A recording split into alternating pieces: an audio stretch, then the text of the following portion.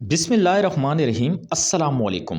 اندرون سندھ کی ایک عورت جس کا نام سکینہ تھا، کافی کپتی واقعہ ہوئی تھی۔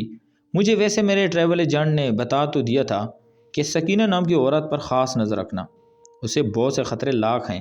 یہ بہت ہی سچی عاشق رسول ہے، لیکن اس کے ساتھ ساتھ دوسروں کے لیے اذیت کا باعث بن جاتی ہے۔ پچھلی بار بھی جب یہ عمرہ کرنے آئی تھی تو اسے قابو کرنا مشکل ہو گیا تھا۔ اصل ہمارے ساتھ جو بھی لوگ گروپ کی شکل میں عمرہ کرتے تھے ان کی ذمہ داری ہم پر ہی ہوتی تھی، اس لیے مجھے ٹریول ایجنٹ ہمیشہ یہی کہتا تھا کہ ایسی عورتوں پر خاص نظر رکھا کرو جو کہ ان پڑھ علاقوں سے تعلق رکھتی ہو اور انہوں نے پہلے کبھی سفر نہ کیا ہو۔ مگر سکینہ نام کی یہ عورت ایک بار پہلے بھی عمرہ کر کے جا چکی تھی، اس لیے میں نے یہ سوچ لیا کہ شاید اسے تھوڑی بہت عقل ہوگی۔ پر جب میں سکینہ سے ملا تو میری یہ امید بھی ختم ہو گئی تھی۔ اس نے سفید رنگ کے کپڑے پہن رکھے تھے، ان کپڑوں سے یہ نہیں لگتا تھا کہ یہ کوئی امیر گھر کی عورت ہے۔ ویسے تو میں نے سن رکھا تھا کہ سکینہ نامی یہ عورت کے پاس اچھا خاصا پیسہ ہے، لوگ بھی اسے جانتے تھے اور اس کا بیٹا بھی ایک پڑھا لکھا ڈاکٹر تھا۔ پر یہ بات میری سمجھ سے باہر تھی کہ سکینہ خود ایک غریب حولیہ بنا کر کیوں پھرتی تھی۔ ضرور اس کے پیچھے کوئی وجہ ہوگی، یا پھر سکینہ کا دل مرجھا گیا ہوگا، لیکن دل مرجھانے کی بھی کوئی وجہ سمجھ نہیں آتی تھی۔ سکینہ کا بیٹا ڈاکٹر تھا اور اب تو وہ ایک بہو بھی لانے والی تھی۔ میں نے دل میں سوچا کہ میں سکینہ سے پوچھ لوں گا کہ آخر کیا بات ہے، وہ اس طرح غریبوں والا حولیہ بنا کر کیوں رکھتی ہے۔ پر مجھ میں ہمت نہیں تھی کہ میں سکینہ سے یہ پوچھوں، کیونکہ سب کی شکل پر ایک عجیب سی وحشت ہوتی تھی۔ ایک روپ تھا اس کے چہرے پر جس کی وجہ سے میں اس سے کوئی سوال نہیں کر سکتا تھا۔ میں نے گروپ کے باقی لوگوں کو دوسرے لیڈر کے ساتھ بھیج دیا تھا۔ میں اسی عورت کے ساتھ رہنا چاہتا تھا کیونکہ ٹریول ایجنٹ نے مجھے ایسا کرنے کے لیے خاص کہا تھا۔ خیر وہ عورت میں نے دیکھی تو واقعی بڑی جذباتی ہو رہی تھی۔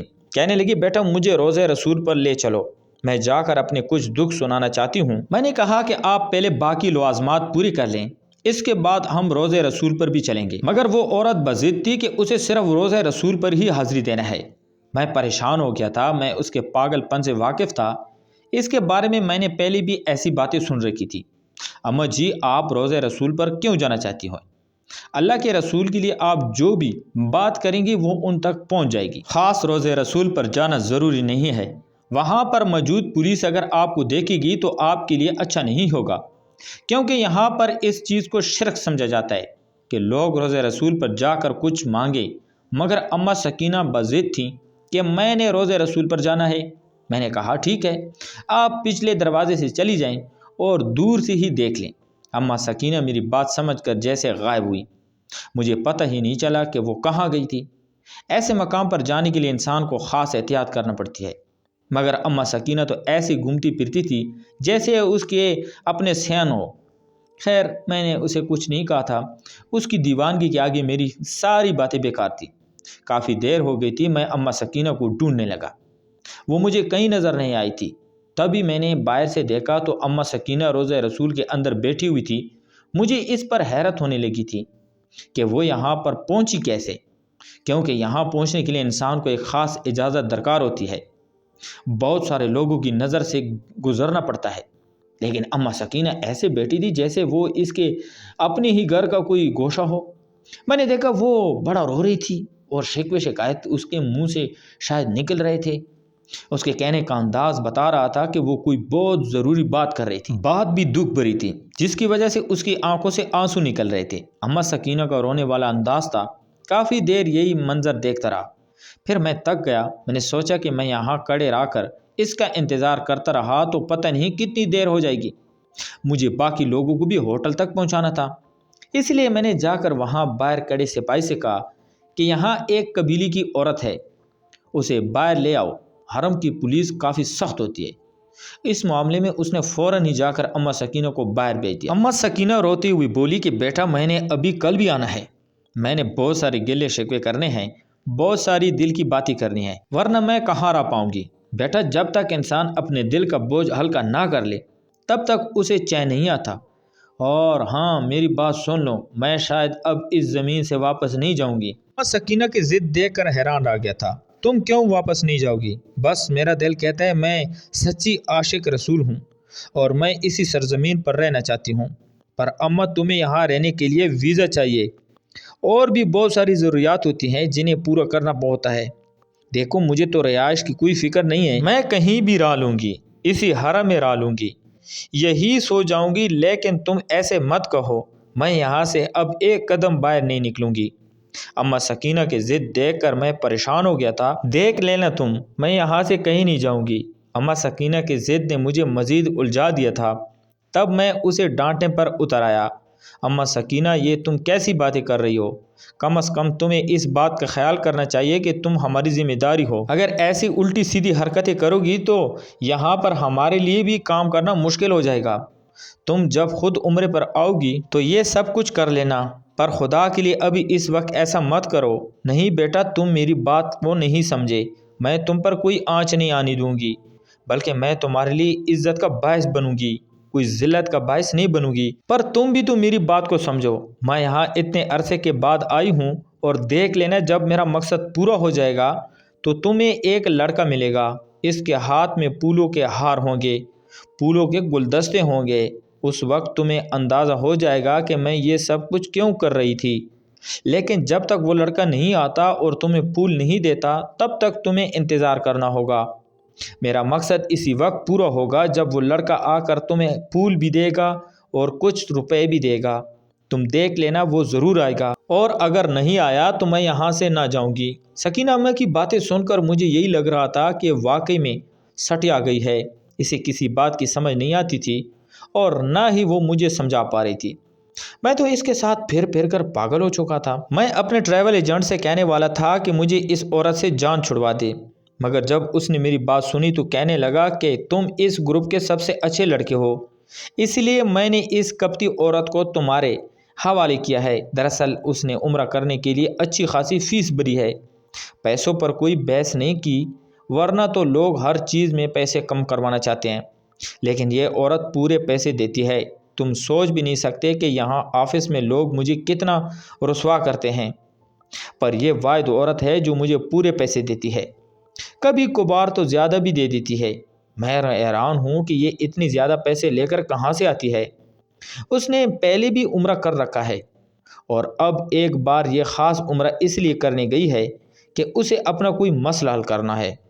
کہتی ہے کہ اگر میرا مسئلہ حل نہیں ہوا تو میں واپس نہیں جاؤں گی۔ اس بات پر تو میں خود حیران ہوں۔ اب دیکھو، میں نے اپنے پاگل پن کے ہی تو پیسے دیے ہیں۔ گروپ عمرہ میں جانے کے باوجود اس نے اتنے پیسے دیے ہیں جتنا لوگ اکیلے عمرہ کرنے کے لیے ٹریول ایجنٹ کو دیتے ہیں۔ تم میری بات کو سمجھو غور سے، یہ کوئی عام عورت نہیں ہے، اس کے پاس پیش بہت سارا ہے۔ اگر اس کی ساری خواہشیں پوری ہو گئی تو یہ تمہیں بھی کچھ نہ کچھ ضرور دے گی۔ میں اپنے ٹریول ایجنٹ کی بات سن کر مطمئن ہو گیا تھا، پر اس عورت کا رویہ عجیب سا تھا۔ اسے دیکھ کر لگتا نہیں تھا کہ اس کے پاس اتنی ساری دولت ہوگی جتنی کہ مجھے ایجنٹ نے بتائی تھی۔ بہرحال ہمیں تو پیسوں سے مطلب ہوتا تھا۔ میں اس عورت کو ہوٹل لے کر گیا۔ میں نے سوچا کہ بس صبح کا دن گزر جائے تو آخری 3 دنوں میں یہ کیا کر لے گی۔ اس کے بعد ٹریول ایجنٹ مجھے بھی پیسے دے گا۔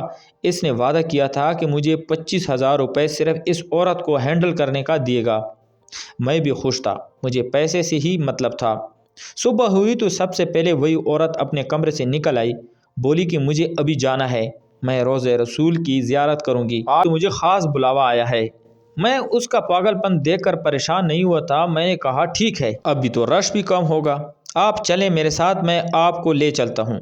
یہ صبح کے تقریباً 3 یا 4 بجے تھے اور فجر کی نماز میں ابھی کچھ وقت باقی تھا۔ میں تو اتفاقاً جاگ رہا تھا۔ یہ عورت مجھے لے کر روضہ رسول پر پہنچ گئی، بولی کہ اگر میں واپس نہ آؤں تو تم اس لڑکے سے کہہ دینا کہ میں نے اپنا وعدہ پورا کر دیا ہے، اب تم اپنا وعدہ پورا کرو۔ اس بات نے مجھے پریشان بھی کیا تھا اور الجھا کر بھی رکھا تھا۔ کون سا لڑکا، کیسا وعدہ اور کیا کرنے جا رہی ہے یہ عورت؟ اس نے مجھے اتنے یقین سے کہا کہ واپس نہیں آئے گی، جیسے اسے واقعی کسی نے آ کر اس بات کا یقین دلایا ہو کہ آج کا دن یا آج کے بعد کی ساری زندگی تم روضہ رسول میں گزارو گی۔ خیر، میں اسے لے کر مسجد حرام میں چلا گیا۔ اس نے نماز پڑھی اور اس کے بعد ہم لوگ روضہ رسول کی طرف چل پڑے، مگر وہاں جانے کی دیر تھی کہ ایک پولیس والے نے اس عورت کو دیکھ لیا تھا۔ ظاہر ہے یہاں پر کوئی بھی ناقابل برداشت حرکت کرے تو پھر اسے پولیس پکڑ لیتی ہے اور حسب قانون سزا بھی دیتی ہے۔ میں نے بھی دیکھا تھا کہ سکینہ اماں جیسی اندر گئی تھی पुलिस वाले की नज़र में आ गई थी। पहले तो उसने उसे नज़र अंदाज करने की कोशिश की कि शायद ये औरत बाज आ जाएगी, मगर फिर दो अरबी औरतें न जाने कहाँ से नमूदार हुई थी। ये भी अम्मा सकीना से तंग थी। इन्हें मैं 2 दिन पहले भी देख चुका था। जब भी अम्मा सकीना यहाँ आती थी तो ये औरतें भी अक्सर ही मौजूद होती थीं। मैं तो अब इनकी शक्लें भी पहचान चुका था। मैंने देखा था कि ये अम्मा सकीना से काफ़ी तंग हो रही थी। फिर पता नहीं क्या हुआ, उन्होंने अम्मा सकीना को ऐसे आगे की तरफ उछाला कि वो जाके रोज़ रसूल की जाली पर लगी। इतने में पुलिस वाले की नज़र अम्मा सकीना पर पड़ी। उसने जो देखा, अम्मा सकीना अपनी हद से बढ़ रही है, तो अम्मा सकीना को घसीटता हुआ बाहर ले आया था, क्योंकि अब वाकई में बहुत ज़्यादा हो चुका था। अम्मा सकीना को ऐसे पाक मुकद्दस मकामात की हुर्मत का ख्याल करना चाहिए था, मगर इस वक्त गलती अम्मा सकीना की नहीं बल्कि इन 2 औरतों की थी। पुलिस वाले ने जब अम्मा सकीना को ऐसे देखा तो वो भी गुस्से में था, क्योंकि वो पहले भी अम्मा सकीना को ऐसी हरकत करते देख चुका था। उसने फ़ौरन से इन्हें बाहर लाया। अम्मा सकीना दहाइयाँ देने लगी, बोली कि खुदा के लिए मुझे रोज़े रसूल तक पहुँचने दो, मुझे अल्लाह के प्यारे हबीब की ज़ियारत हुई है, मैं उनसे बात करना चाहती हूँ। मगर पुलिस वाला ज़बरदस्ती अम्मा सकीना को बाहर ले आया। अम्मा सकीना सियान में बैठी रो रही थी, मगर मुझे आज उसका रोना बड़ा अजीब सा लग रहा था। मैं थोड़ी देर के लिए वहाँ से जाना चाहता था। यकीन माने कि अम्मा सकीना की ये अजीब अजीब हरकतें देखने के बाद मेरा तो इनके साथ रहने का, इन्हें घुमाने फिराने का भी दिल नहीं करता था। सच पूछे तो अब मुझे शर्मिंदगी भी होने लगी थी। मैं वहाँ के स्टाफ के सामने जाता तो मुझे शर्म आती थी कि मेरे ग्रुप के ऐसे ऐसे लोग हैं जो यहाँ के पुलिस के साथ साथ ज़ायरीन को भी तंग करते हैं। मैं जाना भी नहीं चाहता था। सोचा था कि ट्रैवल एजेंट से माजरत कर लूँगा कि मुझे ये 25,000 रुपये नहीं चाहिए। ये औरत तो इतनी कपटी थी, पागलपन की हदों को छू रही थी। मैं इसके साथ रहकर क्या कर सकता था। खैर, मैं जब शाम के वक्त वापस आया तो ये देखकर मेरी हैरत की इंतहा न थी कि वो औरत कहीं भी नहीं थी। उसने तो कहा था कि वो रोज़े रसूल पर होगी, पर ऐसा कुछ भी नहीं था। मैं जब सियान में गया, मैंने अम्मा सकीना को ढूंढा, क्योंकि वो अमूमन एक ही जगह पर बैठी रहती थी, उस जगह से हिलती भी नहीं थी। अम्मा सकीना को ढूंढते ढूंढते काफ़ी देर हो गई, पर वो मुझे कहीं ना मिली।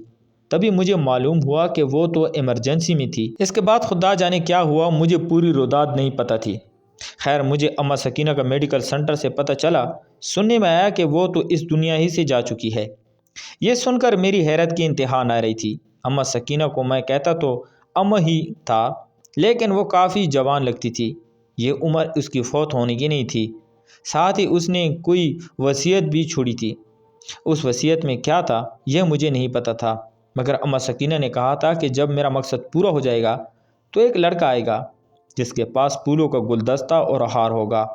मैं ये सोच ही रहा था कि मुझे होटल की तरफ आता एक लड़का दिखाई दिया जिसकी उम्र 25 साल के करीब होगी। उसके हाथों में वाकई में फूल भी थे और साथ ही एक गुलदस्ता और हार भी। ये देखकर मैं हैरान आ गया। इधर अम्मा सकीना मौत की वादी में जा चुकी थी, इधर ये लड़का मेरे सामने खड़ा था। मुझे समझ नहीं आ रही थी कि ये क्या हो रहा है। उसने अम्मा सकीना की तस्वीर उठा रखी थी। मैंने उसे जाती पकड़ लिया, कहा कि आप कौन हैं और क्या इस औरत को ढूंढ रहे हैं। मेरी बात सुनकर उसने मुझसे पूछा कि तुम कौन हो। मैंने उसे सारा माजरा बताया कि अम्मा सकीना को उम्रा करवाने लाया था, मगर उनकी मौत वाक़ई हो चुकी है।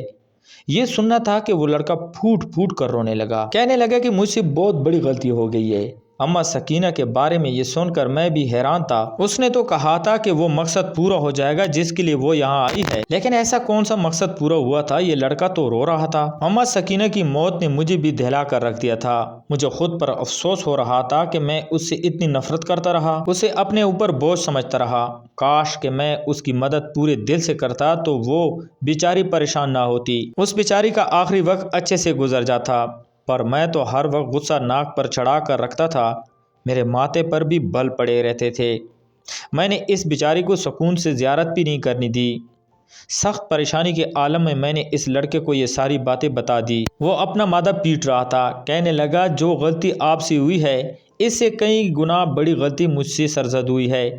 मेरी माँ मेरी वजह से उम्रा करने आई थी, मगर मैं कितना बदबख्त बेटा हूँ कि मैं अपनी माँ के साथ वक्त पर मौजूद भी नहीं था। मेरी माँ इस दुनिया से चली गई। काश काश कि मैं थोड़ा पहले आ जाता। वो लड़का बुरी तरह से रो रहा था, پر مجھے اس کی کوئی بات سمجھ نہیں آئی تھی۔ اس نے اماں سکینہ کو اپنی ماں بتایا تھا، یعنی یہ وہی ڈاکٹر بیٹا تھا جس کا ذکر اماں سکینہ کے لیے اسی ٹریول ایجنٹ نے بھی کیا تھا، اور اماں سکینہ نے مجھے پھولوں کے حوالے سے بتایا تھا۔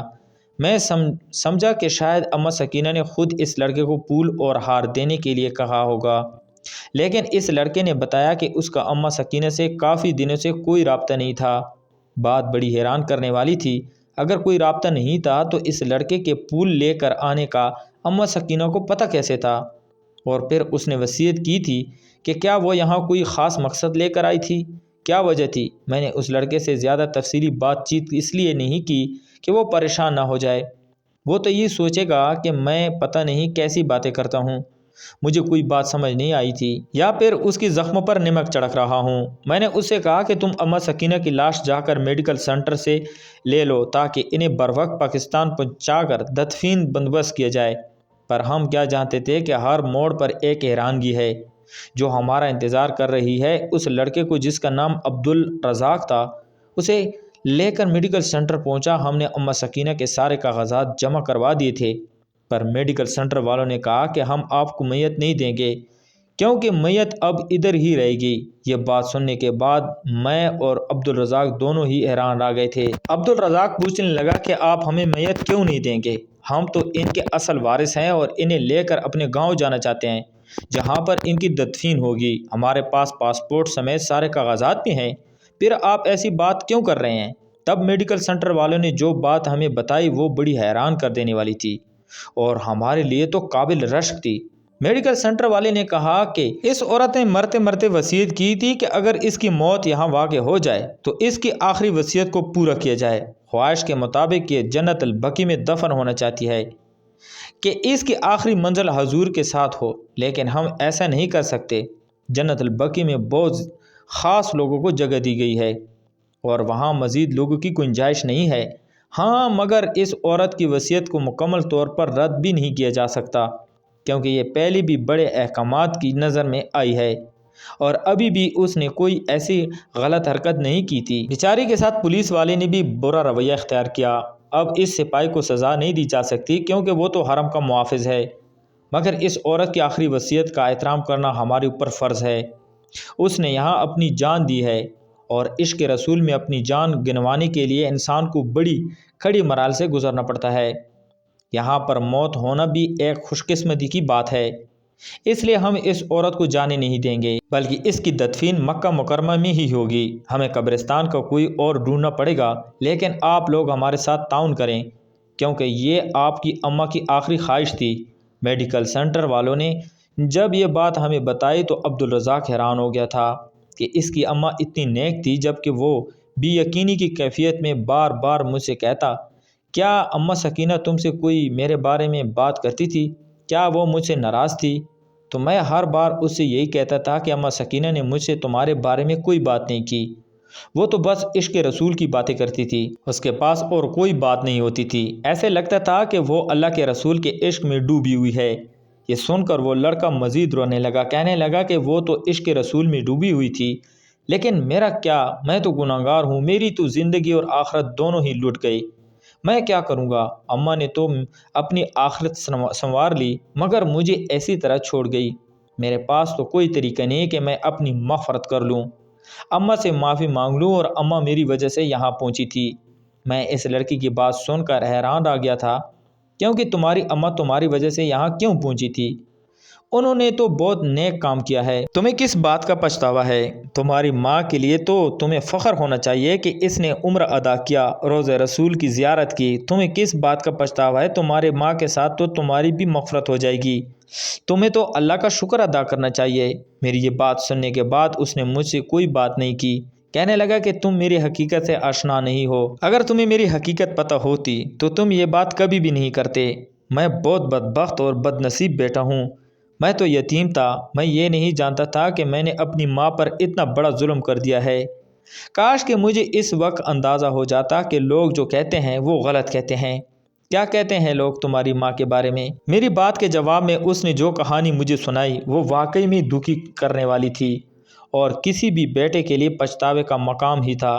یہ کہنے لگا کہ میں تو 10-12 سال کی عمر میں یتیم ہو گیا تھا، अम्मा पैसे लाती और मुझे खूब खिलाती पिलाती। अम्मा ने मेरी परवरिश में किसी किस्म की कोई कमी नहीं छोड़ी थी। पहले पहल तो मैं बच्चा था, जब बच्चा था मुझे किसी चीज़ का अंदाज़ा नहीं। रफ्ता रफ्ता जब मैं बड़ा होने लगा, मैं अपनी माँ से पूछता था कि अम्मा तुम इतने सारे पैसे कहाँ से लाती हो। अम्मा कहती थी कि अल्लाह देता है। मुझे समझ नहीं आती थी कि अम्मा मुझसे इतने झूठ क्यों बोलती है। रफ्ता रफ्ता मोहल्ले के लोगों ने भी ये बात नोट करना शुरू कर दी। कहने लगे कि तुम्हारी अम्मा इतनी महंगी फैसियाँ तुम्हारे कहाँ से पूरी करती है। जाहिर है कोई ना कोई ज़रिया तो होगा। तुम्हारी माँ के पास इतने सारे पैसे और इतनी सारी चीज़ें कहाँ से आई हैं। मैं अम्मा से पूछता, अम्मा कहती अल्लाह देता है। बस मैं अम्मा पर शक करने लगा था, क्योंकि अल्लाह किसी को घर आकर पैसे तो नहीं देता। आप मेरी बात से इतफाक नहीं करेंगे, लेकिन अम्मा घर से जाती भी नहीं थी और उसके पास हर वक्त पैसे होते। उसने मुझे भी डॉक्टर बना दिया। अब तो मेरा ईमान मज़ीद कमज़ोर हो गया था। माफ़ कीजिएगा, मगर जब इंसान ज़्यादा पढ़ लिख जाता है, ख़ासकर कोई ऐसी डिग्री जिससे वो ख़ुद को बहुत बड़ा हीरो समझने लगे, तो फिर वो मज़हब से थोड़ा दूर हो ही जाता है। मैं भी ऐसे हो गया था। मैं अम्मा से कहता था कि तुम्हें पता नहीं कहाँ से पैसा लाती हो, तुम्हारा अंजाम बहुत बुरा होगा, देख लेना, क्योंकि जो काम तुम कर रही हो मुझे नहीं पता वो हलाल है या हराम है। मेरी माँ कहती मेरे ख़ात्मे के बारे में बात ना करो, ऐसा ख़ात्मा होगा मेरा कि दुनिया देखेगी। मैं अपनी माँ की बातें हवा में उड़ा देता था। पूरे मोहल्ले के लोग मेरी माँ के बारे में गलत बातें करते थे, रोकता भी नहीं था, क्योंकि वो तो मुझे ठीक लगते थे। और आज जब मैंने अपनी माँ का ये रूप देखा है, माँ का ये इख्तिताम देखा है, तो मेरा दिल सख्त परेशान हो गया है। समझ नहीं आती कि मैं अपनी माँ से माफ़ी कैसे मांगूं। मेरी माँ मुझे छोड़कर चली गई है। आप ही बताएं मैं क्या करूं। मेरे पास भी इसके सवाल का कोई जवाब नहीं था, इसलिए कहानी आपको सुना रहा हूं। आप बताएं कि हमें क्या करना चाहिए। तो प्यारे दोस्तों, मैं उम्मीद करता हूँ आपको आज की कहानी पसंद आई होगी। अगर आपको हमारी कहानियाँ पसंद है तो हमारे चैनल को लाइक और सब्सक्राइब करें। मिलते हैं एक और इंटरेस्टिंग स्टोरी के साथ। तब तक अपना ढेर सारा ख्याल रखिएगा। अल्लाह हाफिज़।